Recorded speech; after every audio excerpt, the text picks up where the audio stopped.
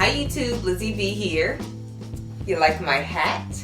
I just got it today and now I'm obsessed with this hat and I'm going to be wearing it all the time from this point going forward. So if you don't like the hat, you're going to have to just get used to it. I'm sorry. I am so obsessed with this hat. Got it from H&M at the mall. So there's that. Anyway, I'm switching gears a little bit with this video because I do want to talk about something a little bit different than what I usually talk about, which lately has just been my teeth, because that's all I've really had time to kind of talk about. That's the only thing I can kind of come up off the cuff with and just talk about with no script or whatever. But what another thing that I do want to talk about is something that's kind of personal to me, and that would be religion.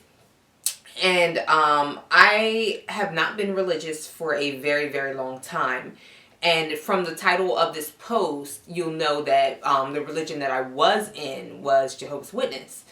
And, I've seen a lot of videos and, there's a lot of YouTube videos devoted to ex-Jehovah's Witnesses. And I thought that I would make one as well because, why not lend my voice to so many people who are really getting the word out there about this religion.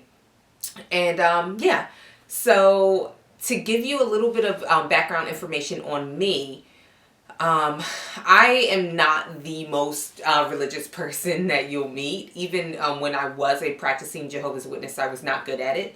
And thankfully, the majority of my family and friends, if anything, the overwhelming majority of family and friends were not Jehovah's Witnesses. So I didn't really get any of the backlash that one would get from deciding not to be a Jehovah's Witness. The shunning thing didn't really affect me. Thank God, like I wasn't really affected by that. But to give you my personal story, I grew up in the truth. And my mom started studying with Jehovah's Witnesses when me and my sisters were toddlers. I was like 2 years old or something. And,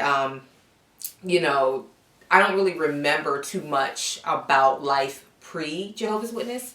I just remember, I think once we celebrated Christmas or something, and then I remember having like some mask or something for Halloween. It's like I remember all of the major holidays except Thanksgiving. I remember one Christmas, I remember one Halloween, and I remember an Easter egg hunt or something. Like all of the stuff that little kids will remember. So I guess that's why I wouldn't remember Thanksgiving. Either way, so yeah, that was my relationship, I guess, without being not in the truth. God, this is a weird video, sorry. But just to come off the cuff, that's, there's not really, I don't really have too much of a story. I know that my mom was very, very, very devoted, to the religion, and she was kind of drawn in, by her sister, who'd become a Jehovah's Witness. And there was some tragedy in our family, and I think that was something that kind of drew us, drew my mom anyway toward the religion, as well as my aunt.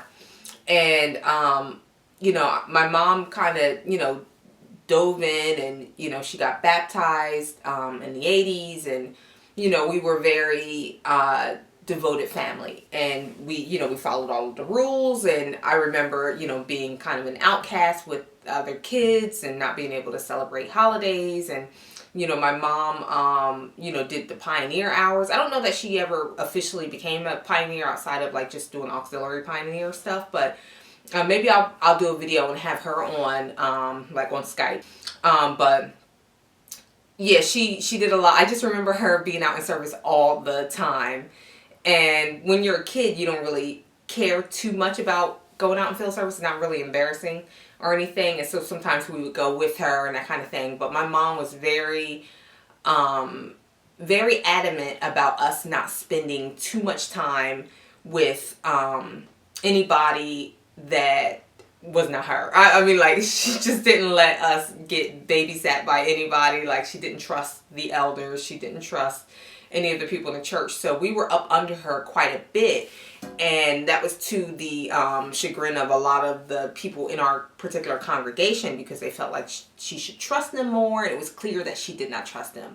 And so I'm so thankful for that, because as an adult now, I feel like I'm jumping ahead of myself and I don't want to do that. But there's a reason why I'm happy that my mother was very specific and strict about making sure that nothing happened to her, to us on her watch.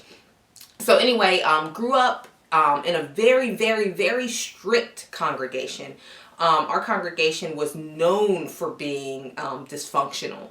And I think that's part of the reason why it always kind of left me, you know, that's the reason why I've always felt, you know, that I wasn't very strongly, you know, religiously oriented, because it was just very puritanical in a sense. It was just, everybody was very, you know, the skirt must be this long, and the, you know, everything was like, if you disobeyed one rule, you know, you were like facing a God, I don't even know what to call it, where the elders take you to the back and talk to you. And I remember my mom was always getting in trouble for something, and you know, and we were like, it's not like she was a rebel. We were, you know, good, but it was just a very strict congregation. So we grew up in a strict congregation, and I knew that I wanted to go to college, and so I did. And I went to college, and I went out into the working world. And once I graduated high school and, you know, left my town, I stopped going to the Kingdom Hall, and you know, I just wasn't really interested. But I went to college, and I would try to go back to the Kingdom Hall, and I would sometimes, but I would fail. And, you know, I always felt guilty. There was always this feeling of guilt. And then graduated, I started working, and you know, I was getting out there and just meeting different people, and I just had a lot of really bad experiences, and I thought, well, maybe I need to go back to religion. So I started going back to the Kingdom Hall, and I got baptized. This was years ago, and I was in my mid-20s, so I got baptized. And then I went overseas and had a great year out there, and then I came back. But something felt wrong, and I never felt that, you know, what Holy Spirit, I guess, that people say that they feel when they do so much field service and they do so much spiritual activities. I never felt that, and I never felt the closeness that I was told that, you know, you're supposed to feel. And then on top of that, I have logic. And I'm not saying that, you know, Jehovah's Witnesses don't have logic, but there's, you know, there's a lot of ignoring things. There's a lot of cognitive dissonance going on. And I didn't quite have that. I always felt like field service was just weird. You know what I mean? You know, there's a lot of stuff that I do plan on getting into with a lot of the other videos, but I'll just say for me, there was no there when it came to the religion. It never was. I never quite felt it. You know, there was always something a little bit off. It was just very, just off, you know, and I'll get into that a little bit better when I have a script. So either way, I started to kind of fade out. I went to a Chinese congregation so I can learn Mandarin. I was really, really interested in learning Mandarin. But I just, you know, I feel like when you don't understand a sermon and you're just sitting there, you have time to think. And so I had a lot of time to think, and I had a lot of weird experiences that really made me question things. So I started, you know, to work more and start to focus on going to grad school. And I knew that I couldn't tell anybody that I was planning on going to grad school, so I didn't. And I continued to, you know, kind of fade off and not go to the Kingdom Hall. And then I moved out here to the West Coast. And once I moved here, I started going to a congregation out here, again, trying to, you know, see, well, maybe it was that congregation. Maybe it's because it was a, you know, not an English-speaking congregation. I didn't understand things. And so I started going to a congregation out here.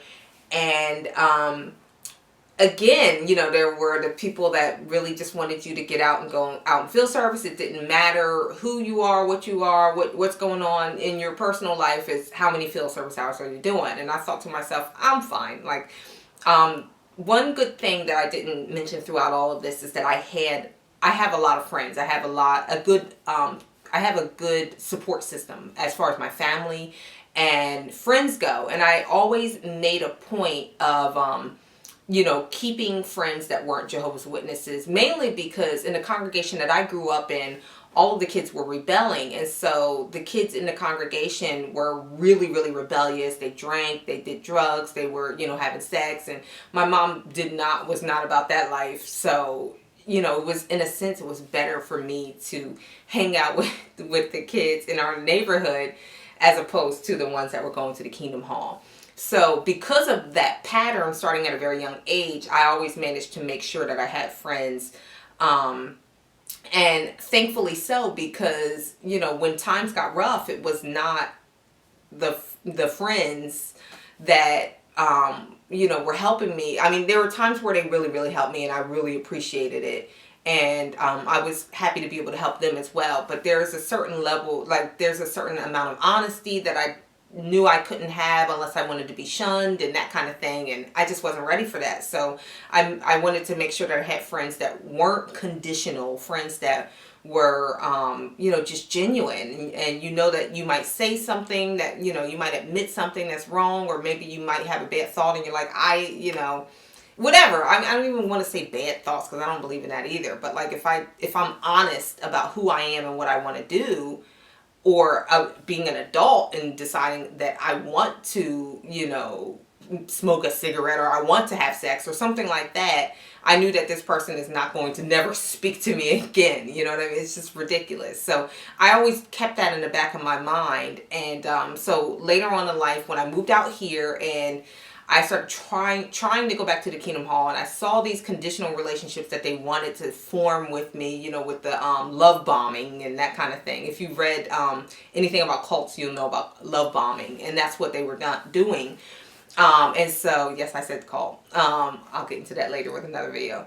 But when I saw the love bombing, and I knew what kind of conditional love that it was going to be, I wasn't ready, and I said, I'm not interested. And so I left.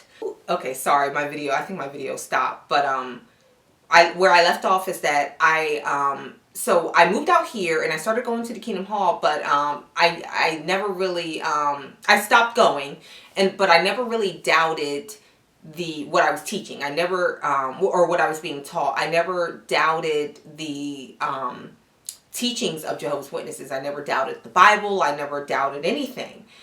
But it was my mother, ironically, the person that, in a sense, led us to the organization, being that she raised us.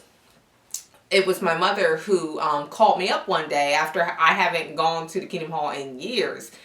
And she says, hey, maybe you should check out the, what's going on in Australia. So okay, whatever. I did a Google search and I saw about the hearings that were going on in Australia. And it really started to, the more I read, the more I looked into it, I was horrified. So that was kind of, for me, the gateway into doing more research. And so I did more research and I learned about just, C.T. Russell and just a ton of stuff that I had no idea. And oddly, it's kind of like when you have these experiences, that's when you learn, that's when you realize that all of this information was in front of you the entire time. You just did not see it. And so with that, I started wanting to know why I didn't see that. And then I started to look at what is it? I forget what the book is called. I'm going to have to put it down on I'm sorry, I'm going to have to put it up in post, but the book was about mind control. I think it's The Science of Mind Control or something like that. I started reading that and I started to understand how my mind was able to ignore a lot of the things that was right in front of me. And then on top of that, I started to learn about things that made perfect sense that I felt, but I just didn't have the words to put to it. It just, everything became more clear, and it was my mom that kind of introduced it by telling me to look into the Australian Commission and that kind of thing. And so that's what I did. And clearly, being that she was the one that told me to do that, she'd been already doing that research. And my mom is one of those people that when she gets online, she will go down that rabbit hole forever. And so that's what I had to do after she told me about the Australian Commission. I went online and I did my research and I went into that rabbit hole for weeks. I mean, I still feel like I'm in it in a sense because I'm still always looking stuff up. And this was just a few months ago, maybe like 6 months ago, all of this happened. And yeah, so that's where I'm at. I left the truth in a sense. Like, I hate, it's truth, whatever. But I left this false religion, and then I woke up. I would say years later. So it's kind of my story's a little bit weird, and of course I kind of glazed over a lot of stuff. I have a ton of experiences, and this is just the tip of the iceberg, but this is my intro video to let you know that I will be doing more videos where I talk about my experiences as a Jehovah's Witness and things pertaining to being an ex-Jehovah's Witness. And I want to implore people to leave the organization, but at least do your research, because I know that must sound like, oh, she's like this demonic apostate, whatever, if you're a current Jehovah's Witness and you're watching this video. Which one thing that I'm very surprised, there's so many Jehovah's Witnesses watching these videos. But I just want to say that there are so many resources out there that can give you information. Do your research. It's a really, really great time right now, because technology is just really, really helping people to see the light and to get out of this organization. So if you're watching this video, please subscribe and look forward to more videos about this kind of stuff from me. I'm excited to make these kind of videos. And, I'm excited to be amongst the group of people who are woke, because just because you're not a Jehovah's Witness anymore, or you're not practicing anymore, doesn't mean you're woke. So I'm glad to be woke, and I'm so appreciative to all of the people that are doing such good work out there. Thank you. Without you, my mom wouldn't have woken up. I wouldn't have woken up. Thank you. So that's my video for today. Like I said, it's kind of a change of pace a little bit. But I'm looking forward to doing more videos about being an ex-Jehovah's Witness, and, to inform others and to help do the activist work that needs to be done out there, because there are so many people who are suffering right now and they don't have to be. So thanks for watching. Please subscribe, and I'm looking forward to reading your comments. Bye.